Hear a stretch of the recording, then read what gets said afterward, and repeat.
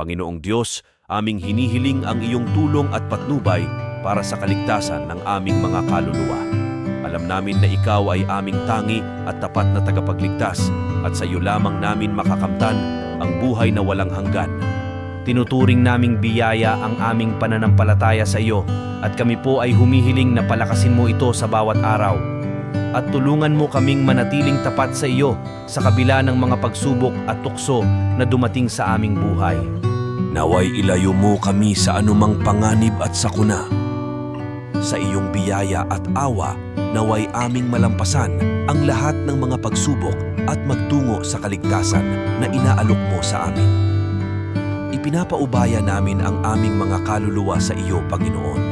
Sa pangalan ni Jesus, aming tagapagligtas, ay aming itinadaan ang aming mga panalangin. Amen.